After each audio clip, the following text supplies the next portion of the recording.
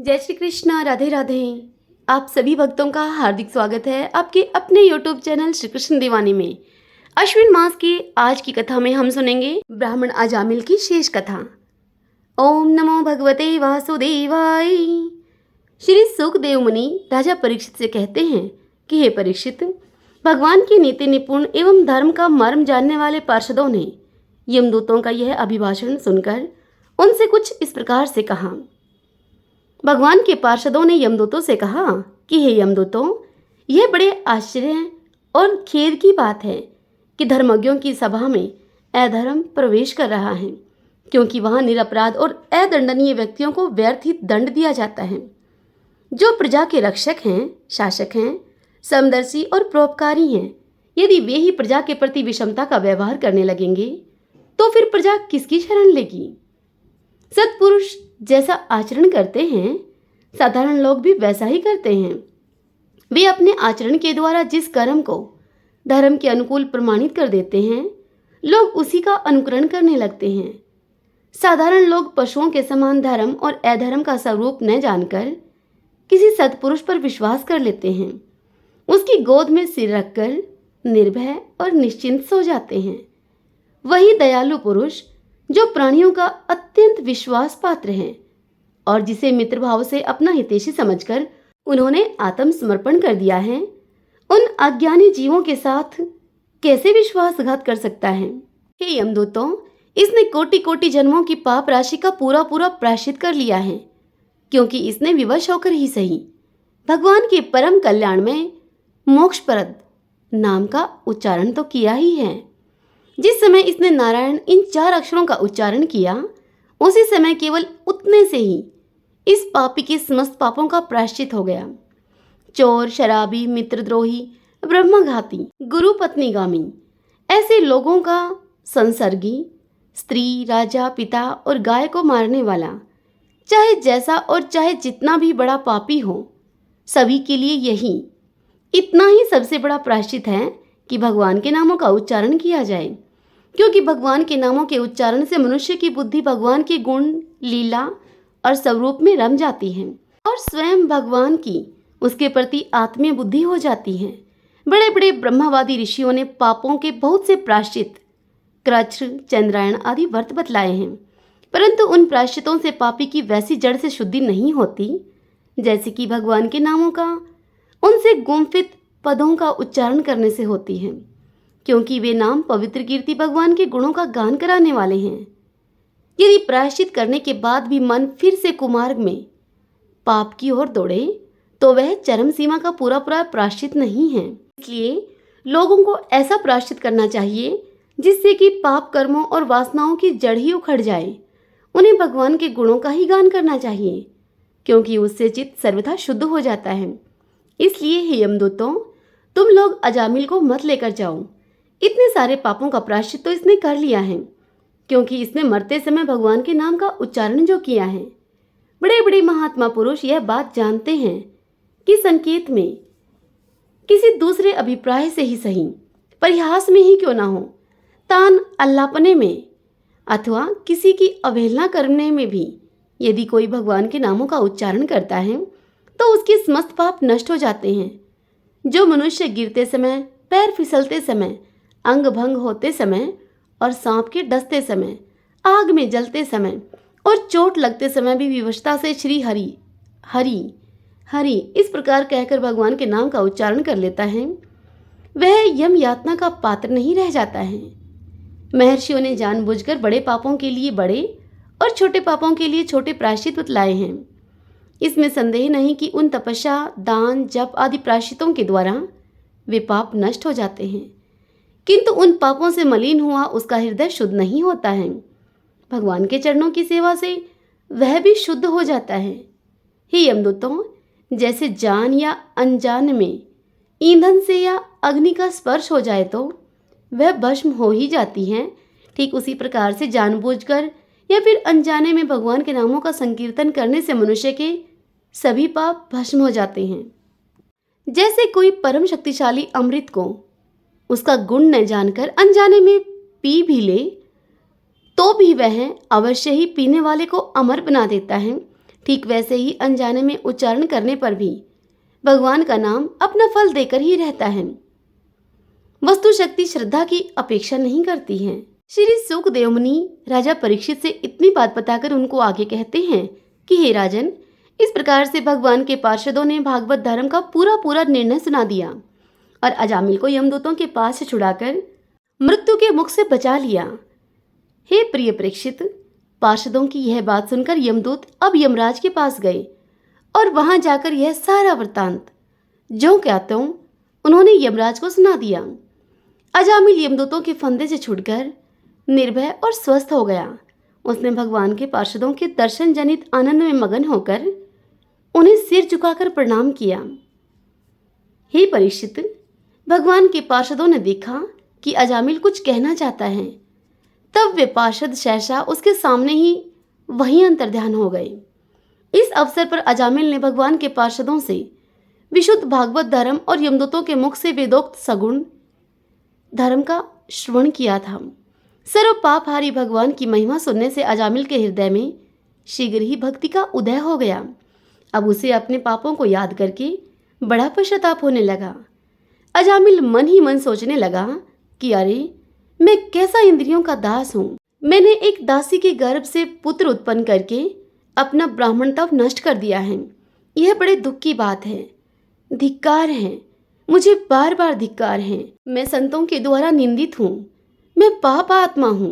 मैंने अपने कुल में कलंक का टीका लगा दिया। हाय हाय, मैंने अपनी सती एवं अबोध पत्नी का परित्याग कर दिया और शराब पीने वाली कुलटा का मैंने संसर्ग किया। मैं कितना नीच हूँ। मेरे माँ बाप बूढ़े और तपस्वी थे। वे सर्वथा असहाय थे। उनकी सेवा शुश्रूषा करने वाला और कोई नहीं था। मैंने उनका भी परित्याग कर दिया। ओह, मैं कितना कृतघ्न हूँ।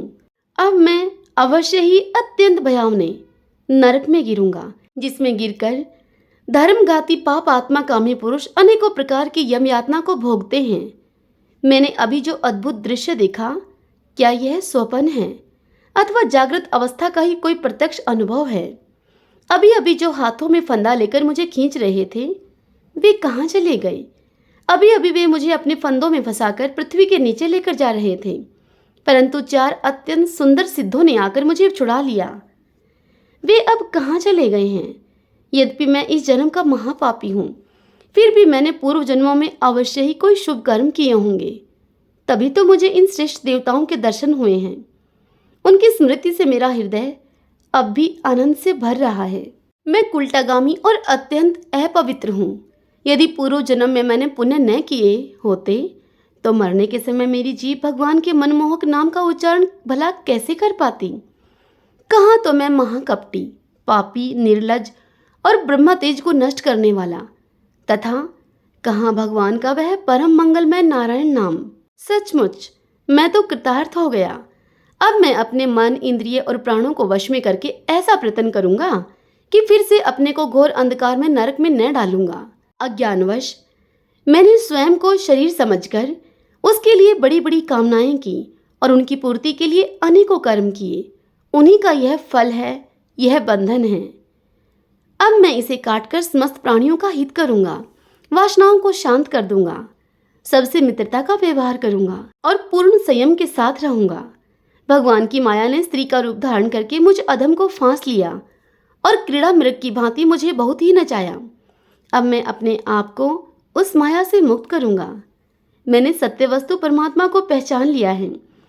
अतः अब मैं शरीर आदि में मैं तथा मेरे का भाव छोड़कर भगवान के नाम कीर्तन आदि से अपने मन को शुद्ध करूंगा और उसे भगवान में लगाऊंगा।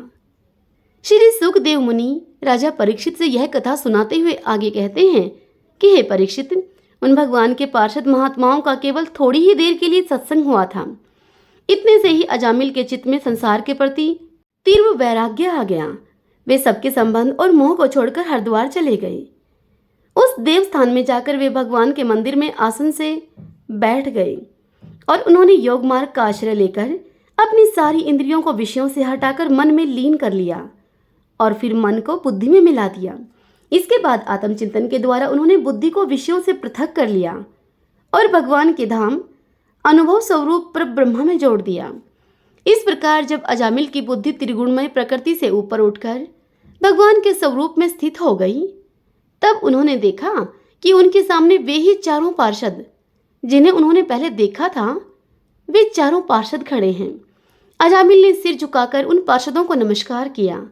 उनका दर्शन पाने के बाद उन्होंने उस तीर्थ स्थान में गंगा के तट पर अपना शरीर त्याग दिया और तत्काल ही भगवान के पार्षदों का स्वरूप प्राप्त कर लिया।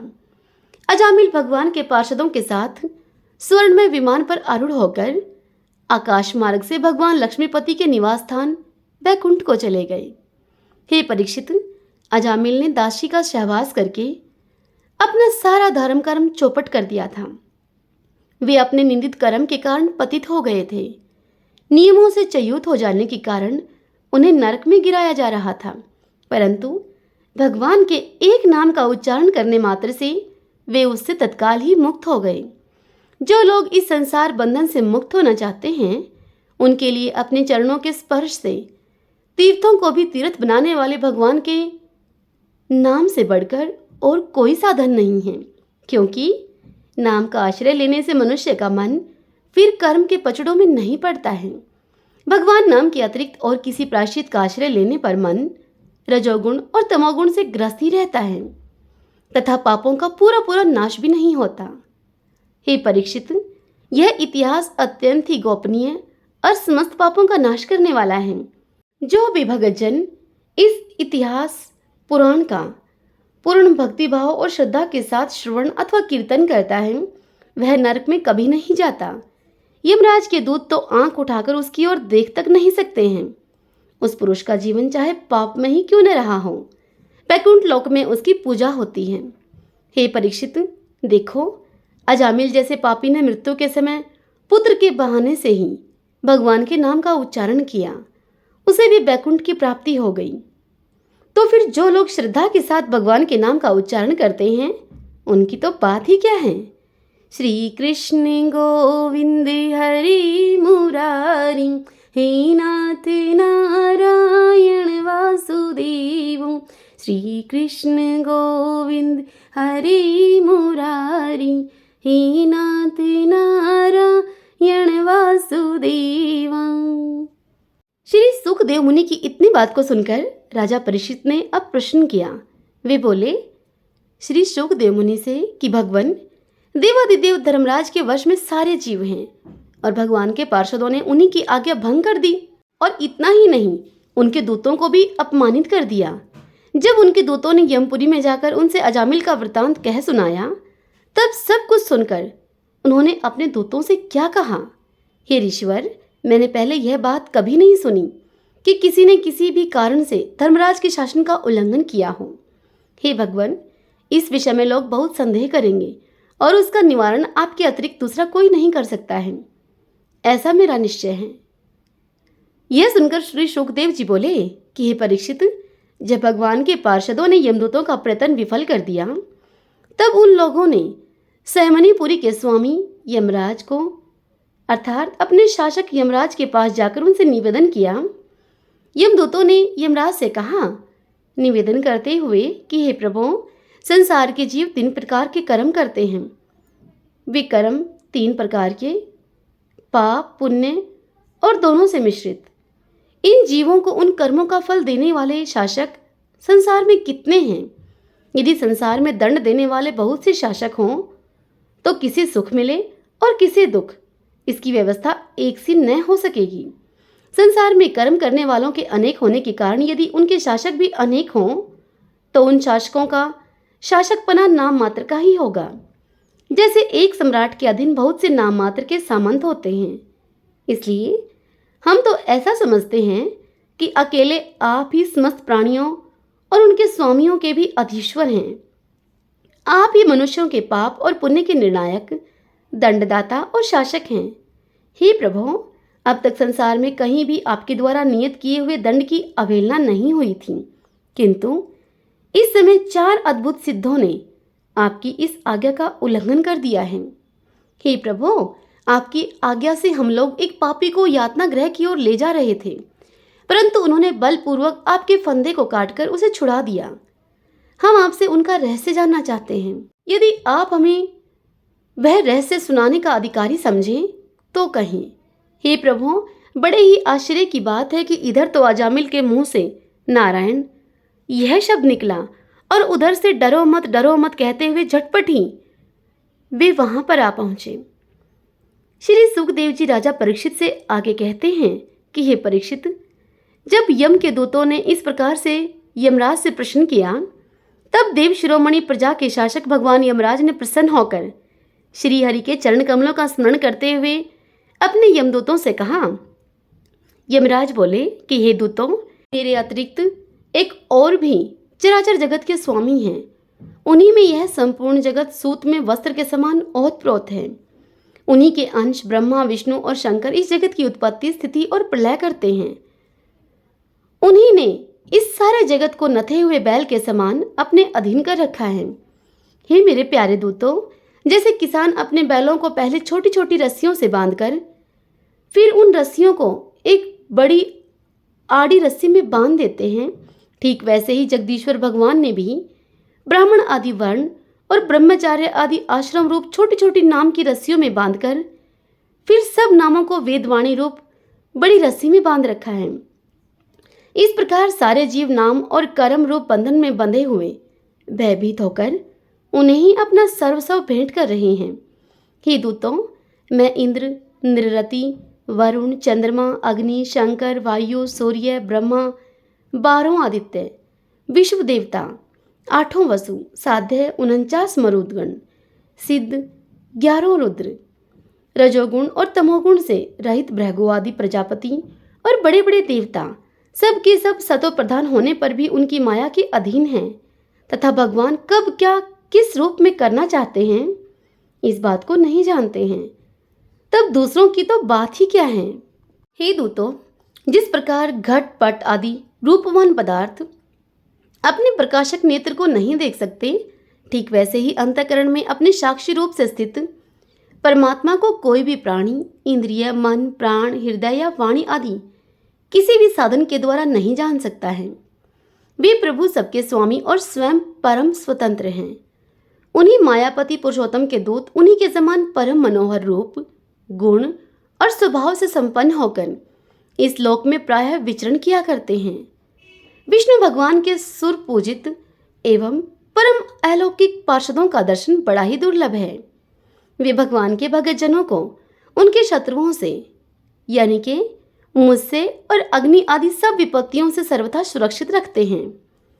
स्वयं भगवान ने ही धर्म की मर्यादा का निर्माण किया है। उसे न तो ऋषि जानते हैं, न ही देवता और न ही सिद्धगण ही। ऐसी स्थिति में मनुष्य विद्याधर, चारण और असुर आदि तो जान ही कैसे सकते हैं। भगवान के द्वारा निर्मित भागवत धर्म परम शुद्ध और अत्यंत गोपनीय है। उसे जानना बड़ा ही कठिन है। जो उसे जान लेता है वह भगवत स्वरूप को प्राप्त हो जाता है। हे दूतों, भागवत धर्म का रहस्य हम 12 व्यक्ति ही जानते हैं। ब्रह्मा जी, देवऋषि नारद, भगवान शंकर, सनत कुमार, कपिल देव, स्वयंभू मनु, प्रहलाद, जनक, भीष्म पितामह, बलि, शुकदेव जी और मैं यानी कि धर्मराज। इस जगत में जीवों के लिए बस यही सबसे बड़ा कर्तव्य है। परम धर्म यह है कि वे नाम कीर्तन आदि उपायों से भगवान के चरणों में भक्तिभाव प्राप्त कर लें। हे प्रिय दूतों, भगवान के नामोच्चारण की महिमा तो देखो। अजामिल जैसा पापी भी एक बार के नाम उच्चारण करने मात्र से मृत्यु पास से छुटकारा पा गया। भगवान के गुण, लीला और नामों का भलीभांति कीर्तन मनुष्य के पापों का सर्वथा विनाश कर दे, यह कोई उसका बहुत बड़ा फल नहीं है। क्योंकि अत्यंत पापी अजामिल ने मरने के समय चंचल चित्त से अपने पुत्र का नारायण इस तरह से बोलकर नाम उच्चारण किया। इस नाम उच्चारण मात्र से ही उसके समस्त पाप क्षीण हो गए और वह मुक्ति को प्राप्त हो गया। बड़े बड़े विद्वानों की बुद्धि कभी भगवान की माया से मोहित हो ही जाती है। विद्वान मीठे मीठे फलों का वर्णन करने वाली अर्थवाद रूपिणी वेदवाणी में ही मोहित हो जाते हैं और यज्ञ आदि बड़े बड़े कर्मों में ही संलग्न रहते हैं तथा इस सुगम अति सुगम भगवान नाम की महिमा को नहीं जानते। ये कितने खेद की बात है। हे प्रिय दूतों, बुद्धिमान पुरुष ऐसा विचार करके भगवान अनंत में ही संपूर्ण अंतःकरण से अपना भक्तिभाव स्थापित करते हैं। वे मेरे दंड के पात्र नहीं हैं। पहली बात तो यह है कि वे पाप करते ही नहीं हैं, किंतु यदि कदाचित संयोगवश कोई पाप बन भी जाए तो उसे भगवान का गुणगान तत्काल ही नष्ट कर देता है। जो समदर्शी साधु भगवान को ही अपना साध्य और साधन दोनों समझकर उन पर निर्भर है, बड़े बड़े देवता और सिद्ध उनके पवित्र चरित्रों का प्रेम से गान करते रहते हैं। हे मेरे दूतों, भगवान की गदा उनकी सदा रक्षा करती रहती है। उनके पास तुम लोग कभी भूलकर भी मत फटकना। उन्हें दंड देने की सामर्थ्य न हम में है और न साक्षात काल में ही है। बड़े बड़े परमहंस दिव्य रस के लोभ से संपूर्ण जगत और शरीर आदि से भी अपनी अहंता ममता हटाकर अकिंचन होकर निरंतर भगवान मुकुंद के पदारविंद का मकरंद रस का पान करते रहते हैं। जो दुष्ट उस दिव्य रस से विमुख हैं और नरक के दरवाजे गर्भगृहस्थी की तृष्णा का बोझा बांधकर उसे ढो रहे हैं, उन्हीं को मेरे पास तुम बार बार लाया करो। जिनकी जीभ भगवान के गुणों और नामों का उच्चारण नहीं करती, जिनका चित्त उनके चरणारविंदों का चिंतन नहीं करता और जिनका सिर एक बार भी भगवान श्री कृष्ण के चरणों में नहीं झुकता, उन भगवत सेवा विमुख पापियों को ही तुम मेरे पास लेकर आया करो। आज मेरे दूतों ने भगवान के पार्षदों का अपराध करके स्वयं भगवान का ही तिरस्कार किया है। यह मेरा ही अपराध है। पुराण पुरुष भगवान नारायण हम लोगों का यह अपराध क्षमा करें। हम अज्ञानी होने के कारण ही उनके निजजन और उनकी आज्ञा पाने वाले अजामिल को बांधने में उत्सुक थे। अतः परम महिमान्वित भगवान के लिए यही योग्य है कि वे हमें क्षमा कर दें। मैं उन सर्व अंतर्यामी एक रस अनंत प्रभु को नमस्कार करता हूँ। श्री सुखदेव जी आगे कहते हैं कि हे परीक्षित, इसीलिए तुम ऐसा समझ लो कि बड़े से बड़े पापों का सर्वोत्तम अंतिम और पाप वासनाओं को भी निर्मूल कर डालने वाला प्रायश्चित यही है कि केवल भगवान के गुणों, लीलाओं और नामों का कीर्तन किया जाए। इसी से संसार का कल्याण हो सकता है। जो लोग बार बार भगवान के उदार और कृपापूर्ण चरित्रों का श्रवण करते रहते हैं, उनके हृदय में प्रेममयी भक्ति का उदय हो जाता है। उस भक्ति से जैसी आत्म शुद्धि होती है, वैसी कृच्छ चंद्रायण आदि व्रतों से भी नहीं होती। जो मनुष्य भगवान श्री कृष्ण चंद्र के चरणारविंद मकरंद उस रस का लोभी भ्रमर है, वह स्वभाव से ही माया के आपात रम्य दुखद और पहले से ही छोड़े हुए विषयों में नहीं फिर रमता। किंतु जो लोग उस दिव्य रस से विमुख हैं, कामनाओं ने जिनकी विवेक बुद्धि पर पानी फेर दिया है, वे अपने पापों का मार्जन करने के लिए पुनः प्रायश्चित रूप कर्म ही करते हैं। इससे होता यह है कि उनके कर्मों की वासना मिटती नहीं है और वे फिर से वैसे ही दोष कर बैठते हैं। हे परीक्षित, जब यमदूतों ने अपने स्वामी धर्मराज के मुख से इस प्रकार से भगवान की महिमा को सुना और उसका स्मरण किया, तब उनके आश्चर्य की सीमा न रही। तभी से वे धर्मराज की बात पर विश्वास करके अपने नाश की आशंका से भगवान के आश्रित भक्तों के पास नहीं जाते हैं। और तो क्या, वे भगवान के उन भक्तों की ओर आंख उठाकर देखने में भी डरते हैं। हे प्रिय परीक्षित, यह इतिहास परम गोपनीय अत्यंत ही रहस्यमय है। मल्य पर्वत पर विराजमान भगवान अगस्त्य जी ने श्री हरि की पूजा करते समय यह मुझे सुनाया था। हरि ओम तत्सत। ओम नमो भगवते वासुदेवाय। अजामिल की यह कथा आप सबको कैसी लगी? अगर पसंद आई हो तो वीडियो को लाइक करें, अपने अपनों के साथ शेयर करें और कमेंट बॉक्स में ओम नमो भगवते वासुदेवाय बिल्कुल ना लिखना भूलें। जय श्री कृष्णा, राधे राधे। कल मिलते हैं एक नई कथा के साथ।